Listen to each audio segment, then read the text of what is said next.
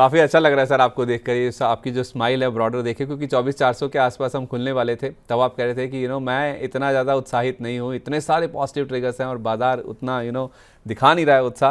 तो 24,600 अब आपके सामने आ चुका है, तो ये बढ़िया मौका है सर हॉट स्टॉक्स को मैं डिस्कस करना चाहूँगा, क्योंकि हम भी एक चीज़ जो डिस्कस कर रहे हैं वो यही है कि बाजार की बढ़त के साथ साथ क्रूड में भी हमने तेज़ी बनती हुई देखी। खास तौर पे शुक्रवार को आप देखिए 0.25% का अप मूव हमने क्रूड में बनता हुआ देखा, 4% से ज़्यादा का वीकली गेन देखा है हमने।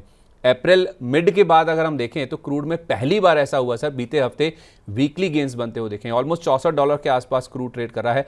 हालांकि बहुत ज़्यादा कोई दिक्कत की बात या फिर चिंता की बात भारतीय संदर्भ में नहीं है अभी भी, जब तक 65 से 70 की रेंज भी रहती है तो हमारे लिए कोई बहुत ज़्यादा चिंता की बात नहीं है। लेकिन हाँ, क्योंकि हम मैन्युफैक्चरिंग इकोनॉमी है, हम क्रूड इंपोर्टिंग नेशन है, तो हमारे लिए उतना अच्छा है जितना ये क्रूड का भाव नीचे रहता है। लेकिन एक तबका और भी है जो कि इसको पॉजिटिवली देखता है, और वो है जो क्रूड प्रोड्यूसिंग कंपनीज होती हैं, जिसमें ओएनजीसी हुआ, ऑयल इंडिया हुआ, इनके लिए राहत की बात है। लेकिन क्रूड फिलहाल तो पॉजिटिवली रिएक्ट करता हुआ दिख रहा है। एक तो जो यूएस चाइना की जो बैठक हुई है उसमें ट्रंप साहब ने कहा है कि वो चाइना के ऊपर टैरिफ घटा सकते हैं, औपचारिक ऐलान आना बाकी है, लेकिन 145% सर जो टैरिफ की बात की गई थी उसको घटाकर उन्होंने संकेत दिए कि 80% किए जा सकते हैं। वो कह रहे हैं कि इतना शायद फेयर है, नंबर क्या फाइनली आता है वो देखना होगा। लेकिन इस बीच हमने देखा है कि लीबिया हुआ, वेनेजुएला और ईरान, इनमें जो उत्पादन में कमी आई उस वजह से ओपेक का जो उत्पादन है वो घटता हुआ दिखा है। हालांकि ज़्यादातर एक कंसेंसस इस चीज़ को लेकर है कि उत्पादन उनको बढ़ाना है, लेकिन कुछ दिक्कतें ऐसी हैं इन देशों में जिस वजह से उत्पादन जो है वो फाइनली नीचे की ओर आता हुआ दिखा है। तो एक तरफ आप देखेंगे कि यूएस चाइना के बीच में जो ट्रेड डील होने का ऑप्टिमिज्म है वो एक पॉजिटिव फैक्टर है, दूसरा जो उत्पादन है वो घट रहा है। तो अप्रैल मिड के बाद पहली बार हमने क्रूड में एक वीकली गेन बनता हुआ दिखा है। तो आपकी क्या एक्सपेक्टेशन है सर? मैं स्टॉक स्पेसिफिक बातचीत करूंगा, पहले जो क्रूड में गेन्स बन रहे हैं क्या ये सस्टेन होते हुए दिख रहे हैं, specially in the backdrop of US China trade deal, और यूएस और यूके के बीच में तो पहले डील हो ही चुकी है। तो देखिए, ये सस्टेन होंगे ये मैं थोड़ा कम समझ पाता हूँ। और इसके पीछे का कारण, देखिए अभी उनको थोड़ी सी प्रॉब्लम आई है, एंड टाइम टू कम वो वापस इस लाइनअप में आ सकते हैं कि प्रोडक्शन बढ़ाए। एंड नॉट टू फॉरगेट, हमारे जो ट्रम्प साहब हैं वो शुरू से आके बोले हुए हैं ड्रिल बेबी ड्रिल। मैं समझता हूँ कि उनको भी एक सेंस ऑफ डिस्कम्फर्ट होगा, ओवरऑल इन्फ्लेशन का प्रेशर भी बढ़ेगा। तो all of them would like to keep the prices low at the very face of it. तो मैं समझता हूँ एक ये आप जो अभी उछाल देख रहे हैं, जैसा कि आप भी बोल रहे हैं कि 65 से 70 डॉलर तक हम एक सेंस ऑफ कंफर्ट में हैं, $68 के आसपास पहुंचते पहुंचते आपको एक रेजिस्टेंस फेस हो सकता है। तो ये जो क्रूड ऑयल है, क्या ये अब एक अपसाइड के लिए तैयार है? Eight the very face of it तो नहीं दिखता। चलिए, नहीं दिखता है तो ये फिर ओएमसीज के लिए अच्छी बात है, यानी कि आईओसी, बीपीसीएल, एचपीसीएल के लिए भले ही पिछले हफ्ते हमने करीब 4% के आसपास के गेंस बनते हुए देखे हैं, शुक्रवार को ही करीब 0.25% के आसपास का उछाल था, लेकिन अगर क्रूड सस्टेन नहीं करना है या फिर जो रिकवरी जिसकी हम बातचीत कर रहे हैं वो टिकाऊ नहीं है, तो फिर ये आईओसी, बीपीसीएल, एचपीसीएल के लिए अच्छी खबर है। अब क्वेश्चन यहाँ पे ये है, सवाल यहाँ पे ये उठता है कि क्या अगर क्रूड ज़्यादा ऊपर नहीं जाएगा तो क्या ओएमसीज के लिए अच्छी बात है? ओएमसीज के शेयरों को अभी भी खरीदा जा सकता है? और कॉन्टेक्स्ट क्या है? कॉन्टेक्स्ट जो सेट किया है सर हमने वो ये है कि जो रीसेंट लोज बने हैं बाजार में, चाहे वो इंडिया पाक जो टेंशन्स बढ़ी है उस वजह से, या फिर ओवरऑल जो भी एफआईएस की ओर से जो बिकवाली का रुझान चल रहा था उस वजह से, कोई भी रीज़न हो, जो रीसेंट लोज बने हैं वहाँ से जो एक बाउंस बैक आया है, कितना बड़ा बाउंस बैक इनमें आ चुका है, और उस बाउंस बैक के बाद क्या इनके शेयरों में हम एक सस्टेनेबिलिटी या फिर एक जो ठहराव है वो देख सकते हैं, या फिर एक अपमूव भी आ सकता है? यही एक क्वेश्चन है जो कि हर किसी के मन में है। आईओसी को देखें सबसे पहले, तो जिसने 110 का भाव देखा अब उसको आईओसी 140 के आसपास मिल रहा है। मैं 9 तारीख की क्लोजिंग की बात कर रहा हूँ, मैं रीसेंट इसका प्राइस देख भी लेता हूँ क्या है। आज 142 के आसपास है, तो जिसने 110 देखा सर वो 142 पे उसको मिल रहा है, लोअर लेवल से करीब 27% ऊपर। तो इस बैकड्रॉप में जो आप कह रहे हैं, जो सिनेरियो आप पेंट कर रहे हैं कि क्रूड में ज़्यादा यहाँ से बढ़त नहीं देखने को मिलेगी, क्या आईओसी को इन लेवल्स पर आप खरीदारी करने की राय देंगे फिर? देखिए, ये हमने पहले भी डिस्कस किया था सर कि अब ये जिस तरीके से मूव कर रहा है, ये एक ब्रेकआउट कैंडिडेट बन रहा है। इसने एक ब्रेकआउट की कोशिश भी करी थी। इसके लिए 145 146 का लेवल बहुत स्ट्रांग था। इसने एक बार ब्रेकआउट किया, फर्स्ट ब्रेकआउट अटेम्प्ट था, 148 लेवल्स तक गया, 148.50 तक गया, वहां से वापस से कूल ऑफ करके अब वापस एक रेंज में आ गया है। अगर आप बाइंग करना चाहते हैं तो मैं आपको ये सजेस्ट करूंगा स्टैगर्ड मैनर में करें, अपसाइड इसमें अच्छा आ सकता है। अब अगर ये सेकेंड ब्रेकआउट का अटेम्प्ट सक्सेसफुल होता है तो जी आपको बहुत इजीली ये 165 रुपए तक का भी मूवमेंट करता हुआ दिखा सकता है। करना क्या होगा, करना ये होगा सर कि यहां पे अपनी बाइंग चालू कर सकते हैं, बाइंग चालू करके और एक स्टैगर्ड मैनर में एक स्प्रेड बनाएंगे 143 लेवल से 135 लेवल्स तक। आप इसमें अपनी बाइंग कंटिन्यू रख सकते हैं। इस स्टैगर्ड मैनर की बाइंग के बाद हम उस ब्रेकआउट का इंतजार करेंगे जो सेकेंड अटेम्प्ट पे होता हुआ दिखेगा, 165 रुपीज तक का आप इसमें मूवमेंट देख पाएंगे। स्टॉप लॉस की अगर हम बात करें जो कि इक्वली इंपॉर्टेंट है, तो मैं समझता हूं 125 के नीचे अगर एक क्लोजिंग करता है तो हमारा स्टॉप लॉस ट्रिगर हो जाएगा, जो कि अभी बहुत दूर भी है और बहुत मुश्किल दिख रहा है। इन लेवल्स के फ्रेमवर्क के साथ आप इसमें अपनी पोजीशन बना सकते हैं। थे बाकी ओएमसीज पर सर, बीपीसीएल एचपीसीएल पर आपकी क्या राय होगी? देखिए हिंद पेट्रो भी अगर हम देखें, हिंद पेट्रो ने भी जब आईओसी ने अपना एक ब्रेकआउट की कोशिश करी थी तब हिंद पेट्रो ने भी वो अटेम्प्ट करने की कोशिश करी थी, बट हायर लेवल से 409-10 पे जाके वापस से कूल ऑफ हो गया था। अभी मैं समझता हूँ इस अटेम्प्ट में इनको और अपसाइड देखने को मिल सकता है, जो कि 434-438 रुपए तक जा सकता है। अब करना क्या होगा, बाइंग यहाँ पे थोड़ी थोड़ी आप चालू कर सकते हैं और स्टैगर्ड मैनर में जैसे आईओसी में बताया वैसे ही आपको इसमें बोलेंगे स्टैगर्ड मैनर में बाइंग करेंगे और आप इस बाइंग को स्प्रेड करेंगे करीबन 18 से 20 रुपए तक। 394 से चालू करेंगे, 376 तक अपनी लेवल्स देख के आप इसमें धीरे धीरे करके बाइंग करते रहिए। और इन दोनों के लिए मैं एक चीज बोलूंगा, both the position are for medium term, they are not trading bets. तो अकॉर्डिंगली अपनी पोजीशन लें और इन दोनों स्टॉक्स में आप देख सकते हैं किस तरीके का मूवमेंट। तो मध्यम अवधि का आप नज़रिया रखिए और इसमें धीरे धीरे खरीदारी करें, आईओसी की तरह ही एचपीसीएल और बीपीसीएल में भी, राइट सर?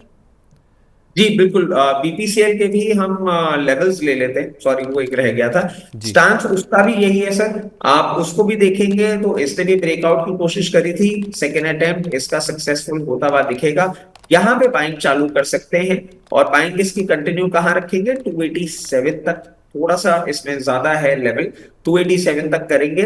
और उसके बाद जिस तरीके से ये मूवमेंट करता हुआ दिखाएगा आपको बहुत इजीली 340 रुपए तक का मूवमेंट बहुत मध्यम अवधि में दिखा सकता है और लंबी अवधि में ये आपको 386 रुपए तक का भी लेवल बहुत कंफर्टेबली दिखाने का दम रखता है।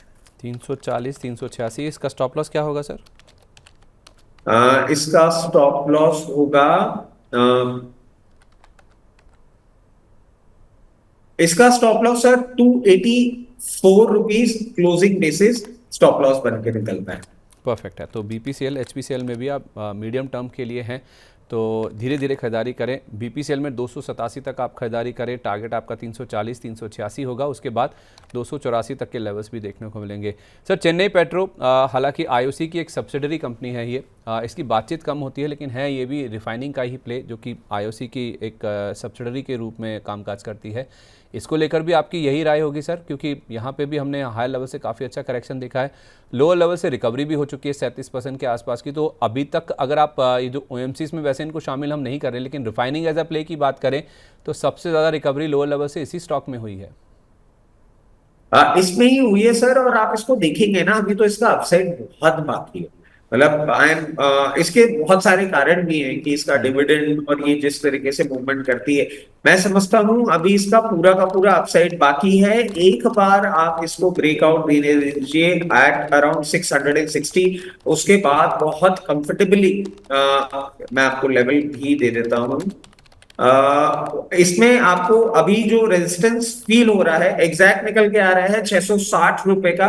660 रुपए के ऊपर अगर ये कंफर्टेबली क्रूज करेगा उसके बाद आपको ये 860 तक का मूवमेंट दिखा सकता है। इसमें अब करना क्या है, करना कुछ नहीं है, 660 में अभी इसको थोड़ा सा टाइम लग सकता है। करंट लेवल्स पे आप चाहें तो अपनी बाइंग चालू कर सकते हैं और कहां तक बाइंग करनी होगी, 574 तक स्टैगर्ड मैनर में करेंगे, क्योंकि मार्केट की वॉलेटिलिटी के चलते हम स्टैगर्ड मैनर ही थोड़ा सेफ फील कर रहे हैं। 538 का क्लोजिंग बेसिस स्टॉप लॉस होगा और इन लेवल्स पे आप अपनी ट्रेडिंग पोजीशन बना सकते हैं, but then again it is a medium term trade prospect, accordingly manage करें। बड़ी अपसाइड के लिए धीरे धीरे खरीदें। 660 पार होने पर 860 का टारगेट भी आ जाएगा। स्टॉप लॉस रखें आप 538 का। Right sir? बिल्कुल बिल्कुल। ठीक है सर। अब बिग डैडी रिलायंस इंडस्ट्रीज 24%, ये भी लो लेवल से रिकवर हो गया, क्योंकि आई थिंक 7 अप्रैल वो दिन था जब इसने 1114 के आसपास का 52 वीक लो टच किया था। और ये नंबर जो आपको 24% की रिकवरी का दिख रहा है ना सर, ये 9 तारीख का कैलकुलेशन है। आज तो हम 1422 का लेवल देख रहे हैं रिलायंस इंडस्ट्रीज में। अब इसमें क्या करना है सर, क्योंकि रिकवरी इसमें भी लो लेवल से काफ़ी अच्छी हो चुकी है, लेकिन दैट डजंट मीन कि इसका अपसाइड खत्म हो चुका है। आपकी क्या राय है? सर देखिए, जो अभी अपसाइड है ये आपको कंटिन्यूड होती हुई दिख सकती है। 1450 का एक लेवल होगा जहां पे आपको इसमें एक अच्छा रेजिस्टेंस फेस होगा। तो अगर आप पोजीशन लेके रखे हुए हैं मीडियम सॉरी शॉर्ट टर्म के लिए, वहां पे चाहें तो बुक कर सकते हैं। अगर आपने इसको मध्यम अवधि के लिए भी ले रखा है, आराम से वेट करें, 1540 का लेवल भी देखने को मिलेगा। और लॉन्ग टर्म इन्वेस्टर को तो कुछ भी लेवल देखने की जरूरत नहीं है, मल्टी बैगर स्टॉक है सर। आराम से पोजीशन मेंटेन करिए, राजा है, आराम से चले। ठीक है, तो 1540 के लेवल आ जाएंगे। अगर आपके पास मीडियम टर्म का व्यू है, छोटी अवधि का व्यू है, तो जरूर 1450 के आसपास आप चाहें तो एक बार रेजिस्टेंस है जहां पे स्टॉक अटकता हुआ नजर आ सकता है। इसी श्रेणी में सर एक MRPL का नाम भी है, Mangalore refinery and petrochemicals limited, जो कि ONGC की सब्सिडरी कंपनी। हालांकि ONGC is into crude production ज़्यादा करके, ऑयल एंड गैस उत्पादन में। ये MRPL जो है ये रिफाइनिंग प्ले है। तो पहले रिफाइनिंग वाला मामला ख़त्म कर लेते हैं, जिनके लिए क्रूड का बढ़ना चिंता की बात है। तो MRPL भी सर लोअर लेवल से 28% रिकवर हो गया, 100 रुपये के भी नीचे चला गया था। अभी अगर आप देखेंगे तो इसका लेवल में आज का अगर आपको बताऊं तो वो आ रहा है करीब 130 के आसपास। तो अच्छी खासी रिकवरी सर, और 30% के आसपास ही आप इसमें मान के चलिए कि रिकवरी हो चुकी है। इसमें क्या करना है सर? एमआरपीएल में प्रॉब्लम है। प्रॉब्लम क्यों है? क्योंकि मैं इनके बिजनेस के लिए तो अच्छा वो रख रहा हूं, मगर सर वैल्यूएशन डिस्कम्फर्ट बहुत ज्यादा है। Okay? Looking at the numbers और सेक्टर का पी इतना हाई पी पे बैठा ही नहीं है। मैं आपको एक ही चीज बोलूंगा, इसमें फ्रेश पोजीशन तो बनानी है ही नहीं। ठीक है। जिनके पास है, लोअर लेवल पे है, वो प्लीज एग्जिट अपॉर्चुनिटी ढूंढेंगे अपसाइड को। 144 145 लेवल्स पे आएगा, बुक करिएगा और निकल जाइएगा। मुझे ये स्टॉक बिल्कुल भी अच्छा नहीं लग रहा है। अगेंस्ट द एंटायर सेक्टर आप इसका डाउनसाइड मूवमेंट देख सकते हैं, because the valuation discomfort is very big, जो कि एक दो क्वार्टर के नंबर से ठीक नहीं होता हुआ आपको दिखेगा। तो प्लीज स्टे अवे, और आपने लोअर लेवल्स पे लिया है 144 45 लेवल्स पे बुक करें और निकले। ठीक है, फ्रेश ना खरीदें और 140 145 के आसपास निकलें। हाँ, 144 145 के आसपास निकले। परफेक्ट है। तो ये एक स्टॉक है जिसको लेकर कंफर्ट नहीं है, बिजनेस वाइज नहीं बल्कि वैल्यूएशन को लेकर थोड़ी चिंता है, तो इसलिए हाई लेवल्स पे मिलता है, तो आप इससे निकलने की कोशिश करें। अब सर जो डायरेक्ट कोरिलेशन वाले स्टॉक्स हैं, जिसमें ONGC है, ऑयल इंडिया है, फॉर दैट मैटर इसमें आप जिंदल ड्रिलिंग को भी शामिल कर सकते हैं, और भी कंपनियां हैं जो कि एक्सप्लोरेशन के कारोबार में हैं। उनकी अगर हम बात करें तो अभी तक अगर आप देखें सर, जो ONGC की रिकवरी है लोअर लेवल से, वो तो आपके ही जो सिनेरियो आपने पेंट किया उससे ही इत्तेफाक रख रही है कि क्रूड में यहाँ से ज़्यादा दमखम नज़र आ नहीं रहा है, यहाँ से अपसाइड ज़्यादा बनेगी नहीं। और ONGC आप देखिए 14.5% ही लोअर लेवल से रिकवर हुआ है। तो इससे दूर रहें और इससे भी जो मुनाफा बन रहा है लेकिन निकल जाएं, क्योंकि अगर क्रूड नहीं चलना है तो फिर तो ये नहीं चल पाएगा। तो देखिए, बिल्कुल ओएनजीसी में अभी आप बहुत ज्यादा अपसाइड ना उम्मीद करें, बट टेक्निकल ट्रेंड्स पे ना ये एक बुलिश स्टांस मेंटेन किया हुआ है। ये यहां से 8 रुपए तक का अपसाइड और दिखाने का दमखम रखता है। हम्म। 242 पे चल रहा है, 250 रुपए के आसपास आता है। प्लीज अपना प्रॉफिट बुक करें, कोई ज्यादा उम्मीद अभी मेरे को नहीं लगता कि हमको क्रूड में करनी चाहिए। क्या लेवल बताया सर प्रॉफिट बुकिंग का? 250। ठीक है, कुछ ऐसा ही व्यू ऑयल इंडिया पे भी है सर? सर ऑयल इंडिया भी आप देखें, अभी 415 रुपए के भाव पे चल रहा है। और जिस तरीके से मूव कर रहा है, 426 रुपए के आसपास आपको इसमें अच्छा रेजिस्टेंस आता हुआ दिखेगा। 426 430 रुपए के आसपास आता है। प्लीज अपना प्रॉफिट बांधे। दो टेक्निकली ये बुलिश दिखा रहे हैं अभी, और टेक्निकली बुलिश इसलिए क्योंकि क्रूड का रिवर्सल जो है उसमें इनको एक अपसाइड और देखने को मतलब ऐसा परसीव कर रहे हैं। But I personally I am not of that opinion. तो मैं यही बोलूंगा कि हायर लेवल्स पे आप प्रॉफिट बुक करें। सर फिर जो ये कंपनीज़ हैं जो कि एक्सप्लोरेशन के फेज़ में हैं, जिंदल ड्रिलिंग है, उसमें और भी एक दो कंपनियां हैं जो आप ऐड करना चाहें, दीप इंडस्ट्रीज हुई या बाकी हुई, क्या उन पर भी फिर मुनाफा वसूली कर लेनी चाहिए या फिर हाई लेवल्स पे प्रॉफिट बुक कर लेना चाहिए अगर कोई अपसाइड मिलती है तो? बिल्कुल बिल्कुल, देखिए इसके पीछे का कारण ही है ना कि जो इनका प्रोडक्ट है उसी में आप अपसाइड नहीं देख रहे हैं, तो इन कंपनीज के इवेंचुअली रेवेन्यूज में भी आपको फर्क देखने को मिलेगा। और सर आप देखिए कि ऑयल इंडिया और ओएनजीसी में तो तब भी थोड़ा सा बुलिश स्टांस है। ये बेचारा जिंदल ड्रिलिंग तो अपसाइड के लिए भी तैयार होता हुआ नहीं दिख रहा है, जिस तरीके से मूव कर रहा है। मैं समझता हूँ बहुत मुश्किल से आपको 660 670 रुपए का लेवल देखने को मिलेगा। अकॉर्डिंगली आप वहां पे अपनी एग्जिट अपॉर्चुनिटी ढूंढें, और for the time being you have better options why to invest in stock like these जो कि ऑलरेडी एक प्रॉब्लम में चल रहे हैं। चलिए ठीक है, एक आखिरी स्टॉक है सर गेल का। हालांकि ये मल्टीपल बिजनेसेस में है जिसमें गैस मार्केटिंग, गैस ट्रेडिंग प्रमुख है, लेकिन ये सिटी गैस डिस्ट्रीब्यूशन में भी है, पेट्रोकेमिकल्स में भी हैं, ये एलपीजी बिजनेस में भी हैं। तो इनके लिए कोई डायरेक्ट इम्पैक्ट क्रूड का अगर आप देखते हैं, और स्टॉक को लेकर आपका क्या व्यू है?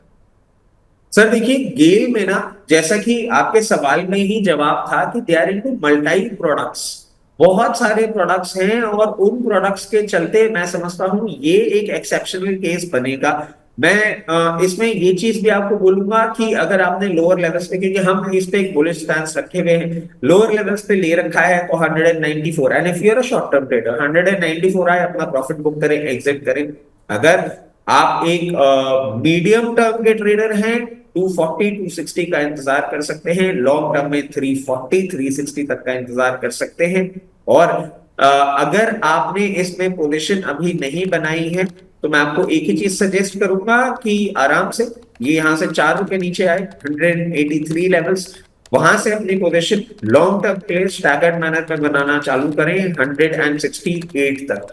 183 से 168 तक की रेंज में आप अपनी पोजीशन बनाएं, और स्टॉप लॉस क्लोजिंग बेसिस 148 रुपए का लेके चले। उसके नीचे अगर ये बंद होगा तो ये एक खराब ट्रेजेक्टरी में जाएगा, जो कि बहुत डिस्टिंक्ट पॉसिबिलिटी है। तो मेरी समझ से आप इस स्टॉक में ऐसे ट्रेड कर सकते हैं। चलिए, तो कुल मिला के देखा जाए तो क्रूड में अभी ज़्यादा अपसाइड की गुंजाइश नहीं नज़र आती है, तो इसलिए जो क्रूड के डायरेक्ट बेनिफिशरीज हैं, जिनका डायरेक्ट कोरिलेशन है, ओएनजीसी हुआ, ऑयल इंडिया हुआ, जिंदल ड्रिलिंग हुआ, इनसे आप अपना नाता तोड़ लीजिए। एमआरपीएल में वैसे ही वैल्यूएशन महंगे, लेकिन बाकी जो रिफाइनिंग प्लेस हैं, चाहे वो रिलायंस हुआ, चेन्नई पेट्रो हुआ, एचपीसीएल, बीपीसीएल, आईओसी, इनमें आप ज़रूर खरीदारी करके चल सकते हैं, और मध्यम अवधि का व्यू आपको इनमें लेके चलना है। अपसाइड के जो टारगेट हैं, जो प्राइजेस हैं, स्टॉप लॉस हैं, वो आपको बताए गए हैं, उन लेवल्स को आप नोट कर सकते हैं, नीचे आपको स्क्रीन पर चलते हुए मिलेंगे। चलिए, इसी के साथ हॉट स्टॉक्स हमारा खास सेगमेंट इसको यहीं पर समेटते हैं।